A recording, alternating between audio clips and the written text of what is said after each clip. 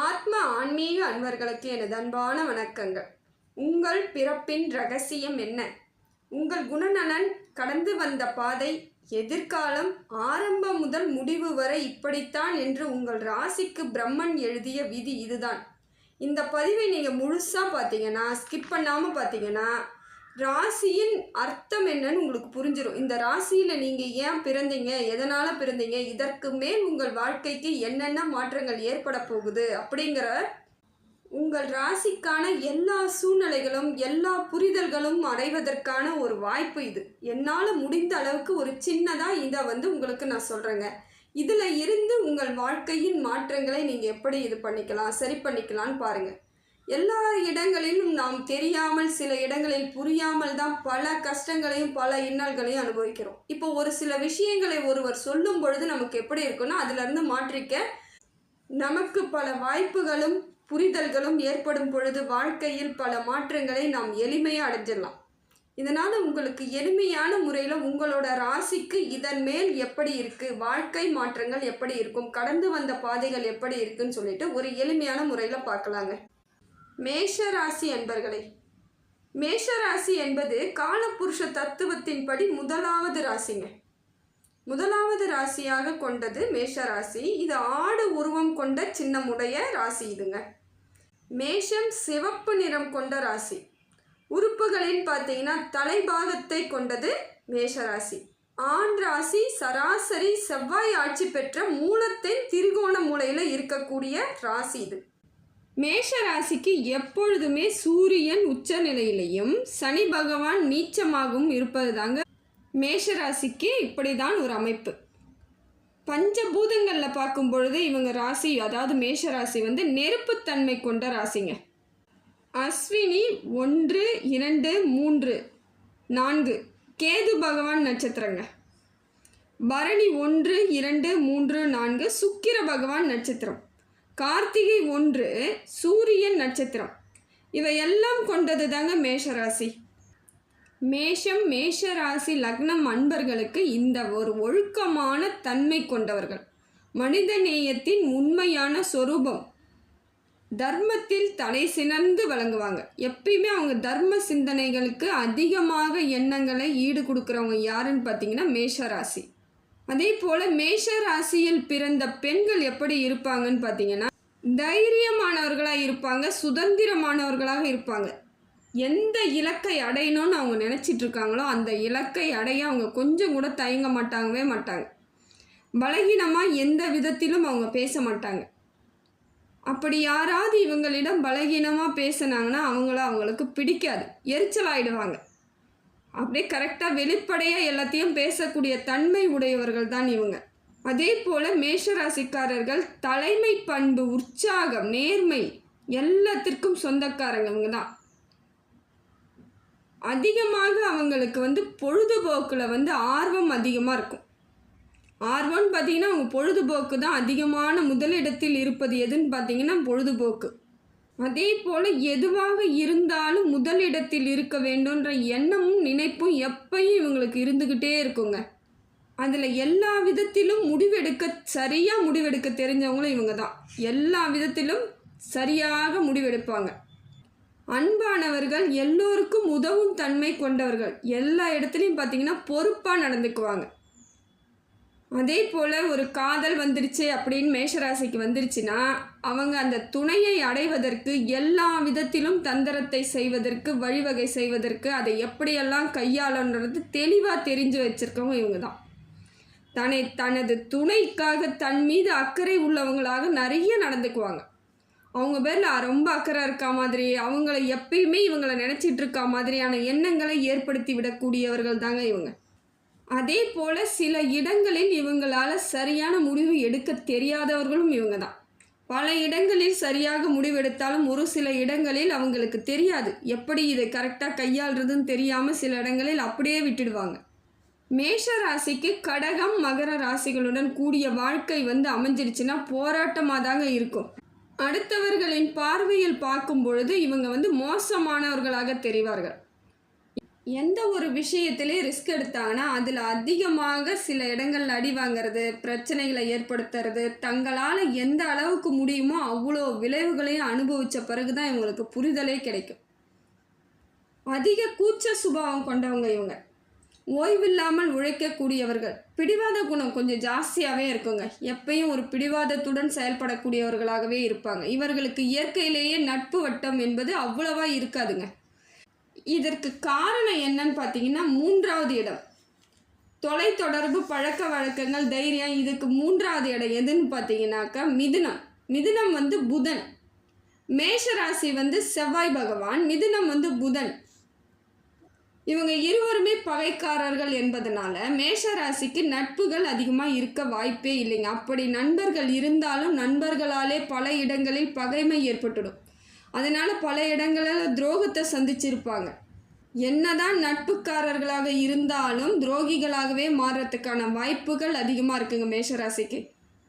அதே போல் கோடீஸ்வர யோகம் இருந்தாலும், கோடீஸ்வரனாகவே இருந்தாலும், கோடீஸ்வர யோகம் இருந்தாலும் கடன் இல்லாமல் இவங்க இருக்க மாட்டாங்க. எப்படியாக இருந்தாலும் கடன் இவங்களுக்கு இருந்துக்கிட்டே இருக்கும். ஏதோ ஒரு விதத்தில் கடனாகவே இருந்துட்டு இருப்பாங்க, கடனை அடைச்சிக்கிட்டே இருப்பாங்க. எவ்வளவு பணவரவு இருந்தாலும் கடன் அடைச்சிக்கிட்டே கடனோடையே வாழக்கூடிய வாழ்க்கையாக தான் இவங்களுக்கு இது நாள் வரைக்கும் இருந்துகிட்ருக்கு. இனிமேவும் அப்படி தான் கடந்து போய் ஆகணும். இதுக்கு காரணம் என்னன்னு பார்த்தீங்கன்னா 6ஆம் இடமான கன்னி, அதுவும் புதன் பகவான். மேஷத்திற்கு செவ்வாய் பகவான், கன்னிக்கு புதன் பகவான் ராசிநாதன் பொழுது பகையாக மாறி இயற்கையாகவே இவங்களுக்கு செலவு வந்து அதிகமாக செலவு பண்ணுற மாதிரியான அமைப்பை கொடுத்துட்றாரு.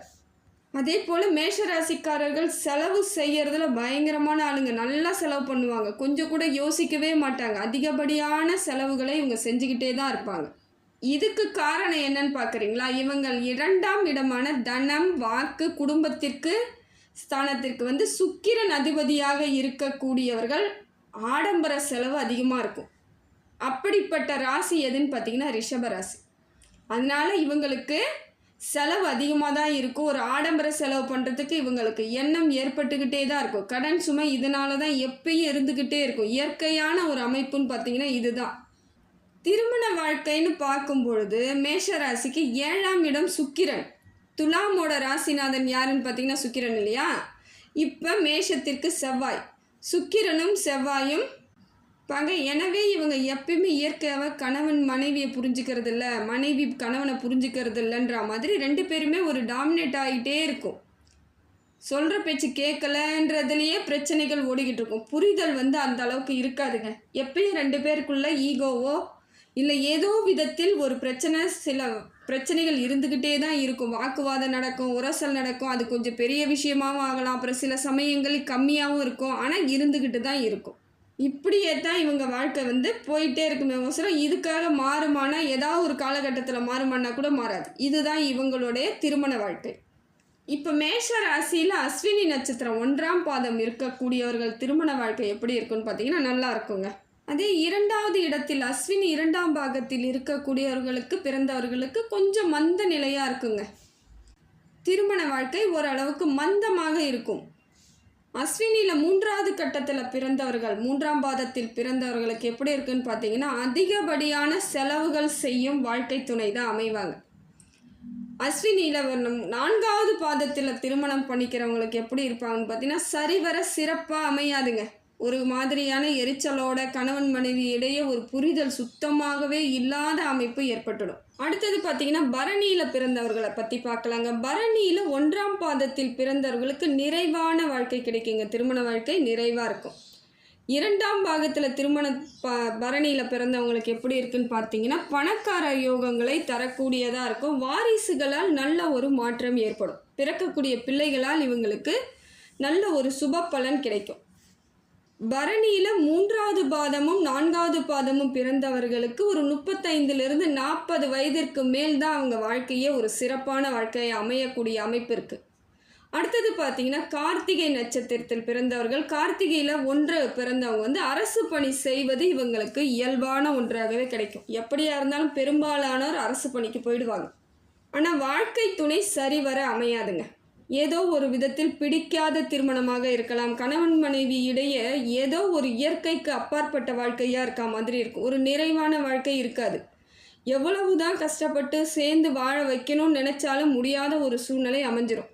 மேஷ ராசிக்கு வாழ்க்கையில் கடின உழைப்பு அதிகமாக தேவைப்படுங்க. சகோதர சகோதரிகள் சரிவர அமையவே மாட்டாங்க. எப்படியா இருந்தாலும் உடன் பிறந்தவர்களுடன் சில பிரச்சனைகள் ஏற்பட்டுக்கிட்டே இருக்கும். ஏன்னா 3வது ராசி புதன் அவங்களோட ராசிநாதன்னும் பொழுது செவ்வாய் அங்கேயும் பகையாயிடுறார். அதனால சகோதரன் வழியில் இவங்களுக்கு எந்த விதத்திலும் நல்ல ஒரு அமைப்பு இருக்காது. நல்ல ஒரு மாற்றமும் இருக்காது, நிம்மதி இருக்காது, ஏதோ ஒரு விதத்தில் பிரச்சனையாகவே இருக்கும். ஏன்னா பகை கிரகங்களாக இப்போ 3வது இடம் இருக்குதுங்க. பகையோடு இருக்கக்கூடிய அமைப்பில் இருக்குது. ஏன்னா 3வது இடம் மிதுன ராசி, புதன் பகவான் ராசிநாதனாக இருக்கும் பொழுது சுத்தமாக ஆகாத காரணத்தால் சகோதரிகளால் பெரிய தொல்லை ஏற்படும். சகோதர வழியில் கூட ஓரளவு ஒரு பலன் இருந்தாலும் சகோதரிகளால் பெரிய பிரச்சனைகளை எப்பொழுதும் சூழ்ந்துக்கிட்டே இருக்குங்க. மேஷ ராசிக்கு நல்ல குழந்தைகள் பிறப்பாங்க. குழந்தைகள் இவங்களுக்கு பிறப்பு தெளிவான குழந்தைகள், நல்ல ஆரோக்கியமான குழந்தைகள், அறிவுபூர்வமான குழந்தைகள் நிச்சயமாக வாய்ப்பு இருக்குதுங்க. அதுதான் உறுதியான உண்மையும். எல்லோரிடத்திலும் தனித்துவமாக தெரிவாங்க. அதே போல் எல்லா இடத்துலையும் மதிப்போடு இருப்பாங்க. குழந்தைகளால் மேஷராசிக்கு பெரிய மதிப்பு மரியாதை கூடக்கூடிய அமைப்பு தாங்க. காலத்துக்கும் உங்களுக்கு நிறைவான ஒரு மரியாதையை கொடுத்துருவாங்க. மேஷ ராசிக்காரர்கள் எவ்வளவுதான் கஷ்டப்பட்டாலும் ஒரு 35 வயதிலிருந்து 45 வயதிற்கு மேல்தான் இவங்க வாழ்க்கையில் பெரிய மாற்றங்கள்லாம் ஏற்படும். ஏன்னா கடினமான ஒரு உழைப்பு இருந்தாலும் இவர்கள் அந்த உழைப்பு எல்லாமே ஓரளவுக்கு பலன் இல்லாத போல அமைப்பாக தான் இருக்குங்க. ஆரம்ப காலகட்டம் இவங்களுக்கு கொஞ்சம் கடினமாக தான் இருக்கும். 35 வயதிற்கு பிறகு பல மாற்றங்கள் ஏற்படும். வாழ்க்கையில் ஏற்றம் ஏற்படும். அதற்கு மேல் வாழ்க்கையில் ஏற்றமான காலங்கள் தாங்க. யார் பிடியிலும் அந்த அளவுக்கு சிக்க மாட்டீங்க மேஷராசி. அதுக்கப்புறம் எந்த விதத்திலும் சிக்காமல் ஓரளவுக்கு நல்ல மாற்றத்தோடு வாழக்கூடியவர்கள் தான். சூரியன் உச்சத்திலும் சனி நீச்சத்திலும் இவர்களுக்கு இருப்பது நல்ல ஒரு பலனாக இருந்தாலும் தைரியத்திற்கு சொந்தக்காரர்களாக இருப்பாங்க. பயமே இருக்காதுங்க. பயத்தை எல்லாத்தையும் தூக்கி போட்டு அடுத்த வேலையை பார்க்கக்கூடியவர்கள் மேஷராசி தான். எப்படிப்பட்ட பிரச்சனைகள் வந்தாலும் வரட்டும், பார்த்துக்கலாம், என்னதான் செய்கிறாங்க பார்த்துக்கலான்ற ஒரு துணிச்சலோடு இருக்கக்கூடியவர்கள். இது சனி பகவான் இவங்களுக்கு ஒரு தனி இடத்துல தைரியத்தை கொடுத்துட்ருக்காருங்க. இப்போ 7.5 சனி இவங்களுக்கு இருந்தாலும் சனி பகவான் எப்படி இருக்காருன்னு பார்ப்போமாங்க. 7.5 சனி யாருக்கு பாதிப்பு அதிகமாக இருக்குன்னு பார்த்தீங்கன்னா, தசா புத்தி அடிப்படையில் பார்த்தால் பாதிப்புகள் அதிகமாக இருக்கும். இப்போ நிகழும் வருஷத்தில் மார்ச் மாதம் 29ஆம் தேதி சனிக்கிழமையில் உத்திரட்டாதி நட்சத்திரத்திலிருந்து அமாவாசை அடுத்து வருகிற புதன்கிழமை புதன் திதியில் இரவு 9:44 மணிக்கு கும்பராசியிலிருந்து மீனராசிக்கு திருக்கணித பஞ்சாங்கப்படி இடம்பெற்றிருக்கார் சனி பகவான். பொதுவாக இது குரு, சனி, ராகு, கேது இவர்களின் நிலைமையை பார்க்கலாம். மீனத்தில் ஜென்ம சனியாக அமர்ந்து உங்கள் ராசிக்கு எப்படி வர்றாருன்னு பார்த்தீங்கன்னாக்கா, விரயச்சனியாக பாதிப்புகளை ஏற்படுத்துவதற்கான சில வாய்ப்புகளே இருக்குதுங்க. பார்த்தீங்கன்னாக்கா நீங்கள் சனி பகவானை மட்டும் நம்ம பார்க்க முடியாது. சனியோடு சேர்த்து குரு பகவான், ராகு பகவான், கேது பகவான் இவங்க எல்லாரையும் சேர்த்து பார்க்கும் பொழுது தான் ஒரு ஜோதிடத்தின் பலன்களை முழுசாக சொல்ல முடியும். இப்போ மேஷத்திற்கு விரயச்சனி வருவார்னு சொன்னாலும் வந்திருக்காருன்னு சொன்னாலும் கெடு பலன்கள் எப்படி இருக்குன்னு பார்க்கணும். மேஷத்திற்கு விரயச்சனியாக ஒரு பாதி அளவுக்கு உங்களுக்கு கெடுபலன் கிடைக்கிது, ஒரு 50% கிடைக்குதுன்னு வச்சுக்கலாம். இப்போ மீனத்திற்கு ஜென்ம சனியாக வரும்பொழுது 100% கெடுபலன்கள் தருவார். கும்பத்திற்கு இப்போ பாதச்சனியாக வரும்பொழுது முக்கால் கடல் அவங்க தாண்டிட்டாங்க. கால்வாசி, அதாவது 25% தான் இவங்களுக்கு இப்போ கெடுபலனை சனி பகவான் தருவார். மேஷத்தில் செவ்வாய் ஆட்சி மற்றும் மூல திரிகோணம் அந்த இடத்துல அமைப்பில் இருக்கிறதுனால ராசிக்கு 11வது இடத்துல அதிபதி ஜாதகப்படி இங்கே பொதுவாக நம்ம 10ஆம் இடம் கர்மஸ்தானம், 11வது இடம் லாபஸ்தானம், இவர்களுக்கு அதிபதி சனி பகவான். 12ஆம் இடத்திற்கு மீனத்திற்கு வருகிறாருங்க. இயற்கையாகவே செவ்வாய் சனி பகவான் சேர்க்கை பகையாக அமையும். கோச்சார ரீதியாக சனி வருவது கெடுபலன் தாங்க. அதிகமான கெடுபலனை தரக்கூடிய இடத்துக்கு தான் இப்போ வராரு. ஆனால் 3, 6, 11, 12 இடங்களில் சனி அமரும் போது நல்ல பலன்களை தருவாருங்க. இதுதான் விதி. இங்கே 7.5 சனி இருந்தாலும் கெடு பலன் வருவார். தாக்கம் எப்படி இருக்குன்னு பார்த்தீங்கன்னா கொஞ்சம் அதிகமாகத்தான் இருக்குது. மேஷத்திற்கு 12ஆம் இடத்தில் சனி பகவான் வருவதால் தூக்கத்தில் பிரச்சனை அதிகமாக வரும். பயணங்களில் ரொம்ப கவனமாக இருக்கணும். கடன் அதிகமாக ஏற்படுவதற்கான வாய்ப்புகள் இருக்குது. மேஷத்திற்கு 2ஆம் வீடான ரிஷபத்தையும் 3ஆம் பார்வை பார்ப்பது சனி பகவான். ஆகவே அப்படி எப்படி இருக்குன்னு பார்த்தீங்கன்னா தனம், வாக்கு, குடும்பஸ்தானத்தை ரொம்ப கவனமாக பார்க்கணும். ஏதாவது ஒரு இடத்துல பொருளாதார ரீதியாக இழப்பு வரும். ஏதாவது வாக்குறுதி கொடுத்தாலும் அதன் மூலமாக பல பிரச்சனைகளை சந்திப்பீங்க. குடும்பத்தில் இருக்கக்கூடியவர்களுக்கு ஏதோ ஒரு விதத்தில் சங்கடங்கள் ஏற்படும். அதனால் முடிந்த வரைக்கும் கவனமாக இருக்க வேண்டிய காலகட்டம் இது. உறவுகளுடன் மிக மிக கவனமாக இருக்கிறது அது ரொம்ப முக்கியம். பண விஷயங்களில் ரொம்ப ஜாக்கிரதையாக இருக்க வேண்டிய இடமும் இதுதான். எந்த காரியங்கள் எடுத்தாலும் தடங்கள் தான். முழுமையாக உங்களால் செய்ய முடியாது. பாவகிரகம் சனி முழுமையாக பாவகிரகமாக உங்கள் ராசியில் வர்றதுனால எந்த விதத்திலும் உங்களுக்கு ஒரு நல்ல நன்மை நடக்கணும்னா உடனடியாக நடக்காதுங்க. இந்த இடங்களில் பண பிரச்சனைகள் அதிகமாக இருக்கும். குடும்பத்தில் ஆரோக்கியம் ரொம்ப கவனமாக இருக்கணும். தேவையில்லாத ஒரு பிரச்சனைகளை நீங்கள் கொஞ்ச காலம் இருந்துக்கிட்டே இருக்கா மாதிரியான ஒரு அமைப்பு இருந்துகிட்ருக்குங்க. மேஷத்தின் 6ஆம் இடமான கன்னியை பார்ப்பதால் எப்படி இருக்குன்னு பார்த்தீங்கன்னா உங்களுக்கு கடன் சுமை அதிகமாக இருக்கும். நோய் அதிகமாக வருவதற்கான வாய்ப்புகள் இருக்குது. நண்பரும் எதிரியாக மாறக்கூடிய அம்சம் ஏற்பட்டுடும். நோய் தொல்லைலாம் இருந்துக்கிட்டே இருக்கும். ஏதோ ஒரு விதத்தில் உங்களுக்கு கன்னி ராசியால் உங்களுக்கு 7ஆம் பார்வை சரியாக அமைந்தால் உங்களுக்கு மாற்றம் ஏற்படும். அது வரைக்கும் இப்படித்தான் இருக்கும். 6ஆம் பார்வை உங்களுக்கு சரியான அமைப்பில் இல்லாமல் சிலர் படிக்கக்கூடிய பிள்ளைகள் கூட சரியான படிப்பு இருக்காது. கவனக்குறைவு ஏற்பட்டுடும்.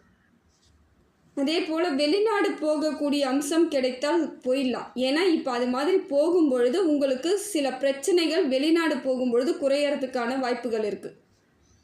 7.5 சனியோட தாக்கம் குறைஞ்சிரும். மேஷத்திற்கு 9வது இடமான பாக்கியஸ்தானம் தனுசு ராசி 10ஆம் பார்வையாக பார்க்குறாரு. பாக்கியஸ்தானம் கெடுப்பதால் எதிலும் நிதானம், ரொம்ப பொறுமையாக இருந்து சகிப்புத்தன்மையோ ரொம்ப அவசியம். ஏன்னா இந்த காலகட்டம் நம்மளை நிற்க வச்சு கேள்வி கேட்குற மாதிரியே இருக்கும். உங்களை நிறைய இடங்களில் உங்களுக்கே தெரியாமல் சில பிரச்சனைகளை சகிக்கக்கூடிய வாழ்க்கை அமைப்பு வந்துடுது. சந்திச்சே ஆகணுன்ற அமைப்பு இருக்கும். ரொம்ப பொறுமை சகிப்புத்தன்மையோடு இருந்தால் மட்டுமே இந்த காலகட்டத்தை நீங்கள் அழகாக கடந்து போகலாம். மேஷ ராசியின் தந்தைக்கு உடம்பு ரீதியான பிரச்சனைகள், மனோ ரீதியான பிரச்சனைகள் இருக்கக்கூடிய வாய்ப்பு இருக்குது. ஏன்னா மேஷ ராசிக்காரர்கள் கொஞ்சம் பிரச்சனையில் இருக்காங்கன்னா அவங்களோட பெற்றோர்கள் தான் அதற்கு வருத்தப்படுவாங்க. அந்த மாதிரியான அமைப்பு இப்போ இந்த காலகட்டத்தில் இருக்குதுங்க. 7.5 சனியும் நடந்து சனி பகவான் சனி தசையும் நடக்குதுன்னா ரொம்ப ஆக்ரோஷம் ஜாஸ்தியாக இருக்குங்க. வக்கரமாக இருக்கும். அது எப்போ உங்களுக்கு சுப பலனை எந்த விதத்துலையுமே தராமல் உங்களை ரொம்ப பாடாப்படுத்தும். சனியோட தாக்கம் எப்படி இருக்குன்னு பார்த்தீங்கன்னா ரொம்ப வீரியம் மிக்கதாக இருக்கும். அதனால் நிதானமாக செயல்பட வேண்டிய இடத்துல இருக்கீங்க. பணிபுரிய இடத்துல ரொம்ப நிதானம். பணி மாற்றம் கட்டாயமாக ஏற்படுவதற்கான வாய்ப்புகள் இருக்குது. நீங்களாக கேட்டு போகாதீங்க. போனீங்கன்னா பிரச்சனையாகும். இருக்கக்கூடிய இடத்துல நிரந்தரமாக இருக்கிறதுக்கு ஏதோ ஒரு வழியை தேடிக்கிட்டே இருக்கணும். பணி மாற்றம் இயற்கையாலே நடக்குதுன்னா வேறு வழி இல்லைன்னா போய் தான் ஆகணும். கட்டாயமாக நீங்கள் பார்த்துக்கிட்டு போகக்கூடாது. எல்லா இடத்துலையும் கொஞ்சம் நீங்கள் நிதானத்தோடையும் ரொம்ப பொறுப்பாகவும் நடந்துக்க வேண்டிய இடத்துல தான் இருக்கிறீங்க. நீங்கள் முதல்ல புரிஞ்சிக்க வேண்டியது என்னென்னா பொறுமையை ரொம்ப கெட்டியமாக பிடிச்சிக்கணும். எவ்வளோ பிரச்சனை வந்தாலும் நாம் அதை சரி பண்ணி தான் ஆகணுன்ற இடத்துக்கு இருக்கிறீங்க. அதனால் ரொம்ப முக்கியம். இதே தொழில் செய்யக்கூடியவர்களாக இருந்தால் தொழிலில் அபிவிருத்தி செய்யவே முடியாதுங்க. நீங்கள் என்ன தான் பண்ணாலும் அது கொஞ்சம் குறையிற மாதிரியான அமைப்பிலே இருக்கும். கவனமாக பார்த்துக்கணும். வேறு வழியே கிடையாது. ரொம்ப ரொம்ப கவனமாக தான் இருந்தாகணும். மார்ச் 2025லேருந்து ஜூன் 2027 வரைக்கும் கிட்டத்தட்ட சனி பகவான் 7.5 ஆண்டுகள் சனியாக இருப்பார். சில வருடங்கள் 2.25 வருடம் இருப்பாருங்க. சில வருஷம் 2.5 வருஷம் இருக்கலாம். சில வருஷம் 2.25 வருடம் இருப்பாருங்க. இந்த 2.25 வருடம் இருக்கும் பொழுது அடுத்து வரும்போது எப்படி வரும்னா 2.25 வருடம் வருவார். இப்படித்தான் மாறி 7.5 சனியாக வரும்பொழுது அது எந்த இடத்துல உங்களுக்கு 2.25 வருது 2.25 வருதுன்னு பார்க்கணும். அப்படி வரும்பொழுது 2.25 சீக்கிரமாக இப்போ விரையச்சனியில் 2.25 வருஷம் வந்தால் கூட பரவாயில்ல.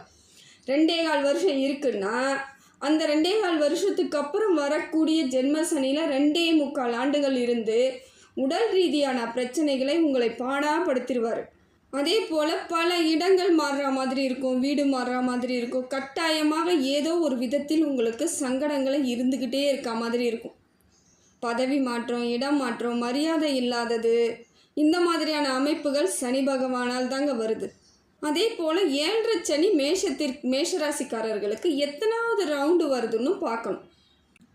பிறக்கும் போதே சந்திரனும் சனியை இந்த மாதிரி வந்திருந்தால், சந்திரனுக்கு முன்னும் பின்னும் சந்திரன் இருந்தான்னா அவங்களுக்கு ஃபஸ்ட் ரவுண்டு ஏற்கனவே ஓடிடுச்சின்னு அர்த்தம்.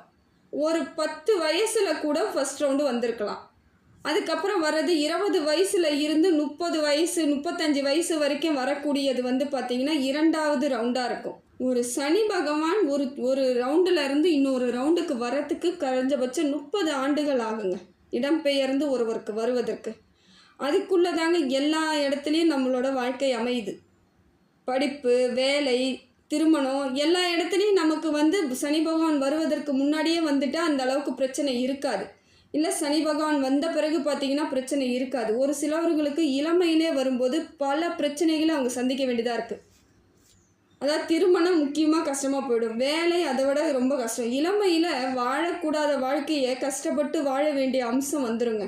அந்த இடத்துல நம்ம கவனமாக இருந்து செயல்பட வேண்டிய அவசியம் இருக்குது, வேறு வழியே கிடையாது. சங்கடங்களை கொடுக்கறதுக்கு தானே சனி பகவான் 7.5ஆக ஒவ்வொரு ராசிக்கும் வராரு. அப்போ நம்மளோட ராசி எப்படி இருக்குன்னு பார்க்கும்பொழுது உங்களுக்கு 7.5 எந்த இடத்துல எந்த ரவுண்டில் வருதுன்னு நீங்கள் பார்க்கணும். ஏன்னா சனி பகவான் உங்களுக்கு அனுபவத்தை கொடுக்கும் பொழுது கொஞ்சம் ஜாஸ்தியாக தான் இருக்கும், கஷ்டமாக தான் இருக்கும். அப்போ தான் ஆனால் பக்குவம் கிடைக்கும். சாதனைக்கு வழிவகையெல்லாம் ஏற்படுத்தி கொடுக்குறவர் சனி பகவான் தான். ஆனால் நம்மளை போட்டு படாத பாடு போட்டு புழிஞ்சி எடுத்துருவார். இது முதல் சுற்றாக இருந்தால் ரொம்ப கஷ்டங்க. 2வது சுற்று ஓரளவுக்கு உங்களுக்கு நல்ல ஒரு மாற்றமாக தான் இருக்கும். பொருளாதார ரீதியாக பெரிய பிரச்சனைகள்லாம் இருக்காதுங்க. இப்போ 2வது சுற்று 30லேருந்து 50 வயதுக்குள் வரக்கூடியவர்களுக்கு தாங்க. அந்த வயசில் வரக்கூடியவங்களுக்கு 2வது சுற்று வந்தால் பொங்கு சனியாக இருந்து சனி பகவான் ரொம்ப நிறைய நல்ல விஷயங்களை செஞ்சிடுறார்.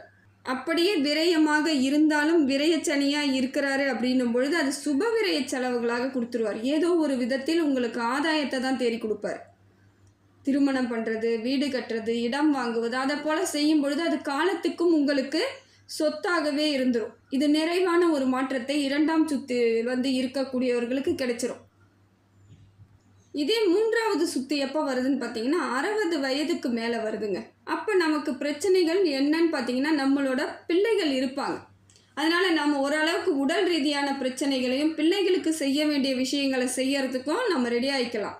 எல்லா கடமைகளையும் எல்லா பொறுப்புகளையும் நம்ம கொடுத்துட்டு நம்ம உட்கார்ந்தோம்னா நம்ம ஓரளவுக்கு உடல் ரீதியான பிரச்சனைகள் மட்டும் நமக்கு எப்பயே இருந்துகிட்ருக்கும். இந்த 3வது சுற்றில் ஓய்வு எடுக்கிற காலத்தில் நம்மளால் ஓய்வு எடுக்க முடியாது. அதிகமான மன உளைச்சல் எப்படி வரும்னு பார்த்தீங்கன்னா மருத்துவமனைக்கு செல்லக்கூடிய வாய்ப்புகள் இருக்கும், நோய் வரத்துக்கான வாய்ப்புகள் அதிகமாக இருக்கும்.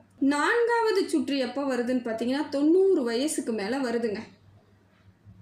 அவங்க எதுக்குமே கவலைப்பட வேண்டிய அவசியம் இல்லாத இடத்துக்கு போயிடுறாங்க. ஏன்னா பெரிய மகான்களைப் போல் அவங்க வாழ்க்கை எல்லா இடத்துலையும் ஒன்று மறைவு ஏற்பட்டுடலாம். அப்படி இல்லை அப்படின்னா அவங்களோட வாழ்க்கை எல்லா விதத்திலும் ஒரு ஆரோக்கியம் இல்லைனாலும் சரி, உணவு இல்லைனாலும் கவலைப்பட போகிறதில்ல. எதுக்குமே கலங்காத ஒரு இடம் எப்போ வருதுன்னு பார்த்தீங்கன்னா 4வது இடம்.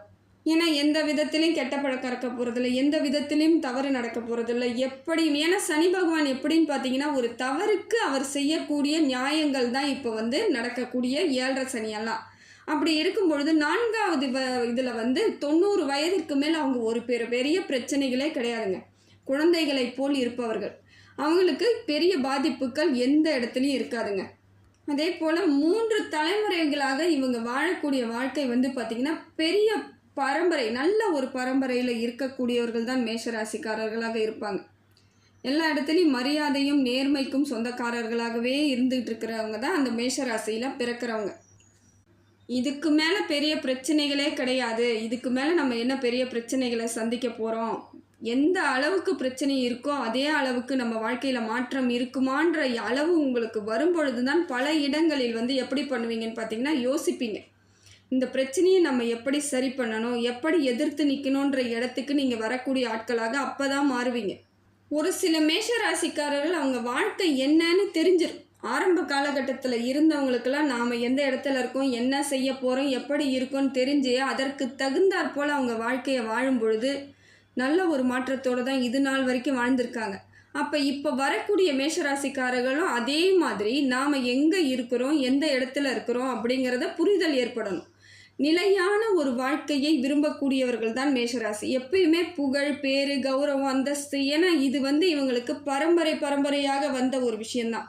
ரொம்ப ஆசைப்படுவாங்க எல்லா இடத்துலையும் கௌரவமாக இருக்கணும், மரியாதையாக இருக்கணும்ன்ட்டு. அதற்கான காலகட்டம் இப்போ வரணும்னா ஏற்கனவே மூதாதையர்கள்லாம் அப்படி ஒரு வாழ்க்கையை தான் வாழ்ந்திருக்காங்க இல்லையா? இப்போ நீங்கள் அதையே தான் கடைபிடித்தாகணும். அப்படி வாழ்ந்தால்தான் உங்கள் வாழ்க்கை மாறுன்றது புரிதல் இப்போ உங்களுக்கு வந்துடும். உங்கள் வேலை உங்கள் கடமைன்னு சொல்லிட்டு எந்த வேலை எடுத்தாலும் எந்த கடமை எடுத்தாலும் முடிப்பதற்கு தனியாக முடிவு பண்ணி நீங்கள் செய்யணும். எந்த விதத்திலும் தெளிவு இருந்தால் மட்டும்தான் மேஷ ராசிக்கு ஒரு மாற்றம் ஏற்படும். ஏன்னா தெய்வத்தின் அனுகிரகம் யாருக்கு இருக்குன்னு பார்த்தீங்கன்னா மேஷராசிக்கு எப்பொழுதும் தெய்வத்தின் அனுகிரகம் இருந்துக்கிட்டே இருக்குங்க. உங்களை சரியாக வழிநடத்தி செல்லக்கூடியது யாருன்னு பார்த்தீங்கன்னா மேஷராசி தான். அது கஷ்டமாக இருந்தாலும் சரி, பிரச்சனையாக இருந்தாலும் சரி, துன்பமாக இருந்தாலும் சரி, எல்லா இடங்களிலும் உங்களை சரியான வழிக்கு எடுத்துகிட்டு போகிறவங்க யாருன்னு பார்த்தீங்கன்னா இறைவன் தான், கடவுள் தான், வேறு யாரும் கிடையாது. அதனால் வரக்கூடிய காலங்கள் எல்லாம் உங்களுக்கு சரியான அமைப்பு ஏற்படணும்னா உங்கள் வேலையில் நீங்கள் உறுதியாக இருந்தே ஆகணும். உங்கள் கடமையில் கரெக்டாக இருந்தே ஆகணும். ஏன்னா கடவுளிடையே போயிட்டு சண்டை போடுவீங்க, கோபப்படுவீங்க, எனக்கே இவ்வளோ பிரச்சனை, என்னையே இப்படி பண்ண, எனக்கே இவ்வளோ தண்டனை கொடுக்குறேன்னு சொல்லிட்டு. ஆனால் அடுத்த நிமிஷமே நீங்கள் மறுபடியும் கடவுள்கிட்ட தான் போய் சரணடைவீங்க. அதுதான் உங்களோட இயல்பு. இப்படிப்பட்ட இயல்போடு செயல்படக்கூடியவர்களுக்கு உங்கள் வாழ்க்கை இந்த மாதிரியான அமைப்பில் இருக்கும் பொழுதும் இறைவன் துணையாக தாங்க இருக்கார். தெய்வத்தின் மீது ரொம்ப பாசம் வச்சவங்க யாருன்னு பார்த்தீங்கன்னாக்கா மேஷராசி. எல்லாரிடத்தையும் விட தெய்வத்தின் மீது அதீத நம்பிக்கையோடு சேர்ந்த உற்சாகம். கடவுளை பார்த்தாலே போதும், எனக்கு கோயிலுக்கு போயிட்டு வந்தாலே போதும் அப்படிங்கிற எண்ணத்தோடு செயல்படுவாங்க. நீங்கள் பெரும்பாலான இடங்களில் நீங்கள் முருகன் வழிபாடு தான் செய்வீங்க. முருகன் தான் உங்களுக்கு வழிவகை செய்கிறார். செவ்வாய் பகவானுக்குரிய கடவுள் யாருன்னு பார்த்தீங்கன்னாக்கா முருக கடவுள். அப்போ நீங்கள் முருகன் வழிபாடைத்தான் இது வரைக்கும் செஞ்சுருப்பீங்க, இனிமேவும் செய்வீங்க. அதை செய்துக்கிட்டே வந்தாலே பல மாற்றங்கள் ஏற்பட்டுடுங்க. சஷ்டி விரதம் இருப்பீங்க, அது இல்லாதவங்க இனிமேல் இருங்க. இதை இருந்தாலே போதும், வெற்றியை நோக்கி பயணம் பண்ண போகிறீங்கன்னு அர்த்தம். ஒரு இலக்கை அடையணும், எனக்கு பிரச்சனை வரக்கூடாது, எந்த விதத்திலும் நான் தோல்வி அடையக்கூடாதுன்னு நீங்கள் நினச்சிங்கன்னா சஷ்டி விரதத்தை மட்டும் தவறாமல் கடைபிடிங்க. அதே போல் தீபாவளிக்கு மறுநாள் வரக்கூடிய 6 நாட்கள் தொடர்ந்து வரும் சஷ்டி விரதம். அதை இருந்துட்டு நீங்கள் யார்கிட்ட வேணாலும் ஜெயிச்சிடலாம் வான்னு போட்டி போடக்கூடிய அளவுக்கு உங்களுக்கு தைரியம் வந்துடும். எல்லா இடத்துலையும் வெற்றிக்கான வாய்ப்புகளை தேடி உங்களுக்கு வந்துடும். காரிய தடைகள் ஏற்பட்டு பல இடங்களில் பிரச்சனைகள் இருந்தாலும் இனிமே வரக்கூடிய காலமும் அப்படிப்பட்ட காலமாக இருப்பதாலும் என்ன பண்ணுங்கன்னா சஷ்டி விரதத்தை இருக்கணும். அதே போல் கந்த சஷ்டி கவசம் தினம்தோறும் பாராயணம் பண்ணிக்கிட்டே வாங்க. இதை செய்தாலே போதும், வயதுக்கு தகுந்தாற் போல் வாழ்க்கை மாறுங்க. திருமணமாகாதவர்களுக்கு திருமணம், வீடு கட்டணும்னு முடிவு பண்ணியிருக்கிறவங்களுக்கு வீடு கட்டுறது, பேர் புகழ் கிடைக்கணும், எனக்கான மரியாதை கிடைக்கணும், உரிய இடத்துல நான் இருக்கணும்னு நினைக்கிறவங்களுக்கு அதற்கான வாய்ப்பு. இதையெல்லாம் கொடுக்கறது யாருன்னு பார்த்தீங்கன்னா உங்களுக்கு சிவனும் முருகனும் தாங்க. இவங்க 2 பேரும் தான் உங்களுக்கு வாழ்க்கையில் பல இடங்களில் மாற்றங்களை ஏற்படுத்தி தரப்போகிறாங்க. இது நாள் வரைக்கும் கடந்த காலங்கள் கடுமையாக இருந்தாலும் வரக்கூடிய காலங்களும் உங்களுக்கு கடுமையான அமைப்பில் இருந்தாலும் முருகனை மட்டும் நீங்கள் கெட்டியமாக பிடிச்சிக்கிட்டிங்கன்னா எத்தனை உங்களுக்கு பிரச்சனை வந்தாலும் அது எல்லாத்தையும் தூக்கி போட்டு போயிடுவீங்க. மேஷ ராசிக்கு என்றுமே மேன்மை தான், ஒன்றும் தவறு கிடையாது. வரக்கூடிய காலங்களில் 7.5 சனி உங்களுக்கு சிறிய பிரச்சனைகள் இருந்தாலும் அதிலிருந்து நீங்கள் தப்பிக்கணும்னா முருகன் வழிபாடை தொடர்ந்து பண்ணுங்கள், வேறு வழி கிடையாது. மேஷ ராசிக்கு செவ்வாய் பகவானோட சப்போர்ட் இருக்கணும் அப்படின்னாலும் நீங்கள் முருகன் வழிபாடு தான் பண்ணணும், வேறு வழியே இல்லாமல் செய்யக்கூடிய ஒன்று தான். சஷ்டி விரதம் இருக்கணும், கந்த சஷ்டி பாராயணம் பண்ணணும். முருகன் கோவிலுக்கு செவ்வாய்க்கிழமை தோறும் போயிட்டு விளக்கு நல்லெண்ணெய் தீபம் ஏற்றி வச்சுட்டு வாங்க. வாழ்க்கையில் பெரிய மாற்றங்கள் உங்களை தேடி வரும். இப்போ இதில் நடக்கக்கூடிய விஷயங்களை என்னால் முடிஞ்ச அளவுக்கு நான் சொல்லியிருக்கேன். இப்போ இதிலிருந்து உங்களுக்கு என்னென்ன மாறுதல்கள் கிடைக்கும், எதிலிருந்து நீங்கள் மாற்றத்தை ஏற்படுத்திக்கலாம், இப்போ இதை மாதிரியான அமைப்பு எனக்கு இருக்குது அப்படின்னு நினைக்கிறவங்க இந்த அமைப்பை நீங்கள் மாற்றிக்கிட்டிங்கன்னா ஒரு நல்ல மாற்றம் ஏற்பட்டுடும். அதனால் முடிந்த வரைக்கும் இந்த கிரகங்கள் உங்களுக்கு எப்படிப்பட்ட பலன்கள் கொடுக்குதுன்னு சொல்லிட்டு நான் சொல்லியிருக்கேன். அப்படி இருக்கும் பொழுது அதை உங்களால் முடிந்த அளவுக்கு அதை நீங்கள் செயல்படுத்தி பாருங்கள். வாழ்க்கையில் மாற்றத்தை நீங்கள் பல இடங்களில் நல்ல ஒரு முன்னேற்றமான காலமாக உங்களுக்கு இருக்குங்க. எல்லாம் வல்ல இறைவன் எல்லா புகழும் எல்லா செல்வங்களும் எல்லா நேர்மறை ஆற்றலும் உங்களுக்கு கொடுக்கணும்னு சொல்லிட்டு இறைவனை பிரார்த்தனை பண்ணுறேங்க. ஆத்மா ஆன்மீக சேனலுக்கு சப்ஸ்கிரைப் பண்ணாதவங்க சப்ஸ்கிரைப் பண்ணிக்கோங்க. நன்றி, வணக்கம்.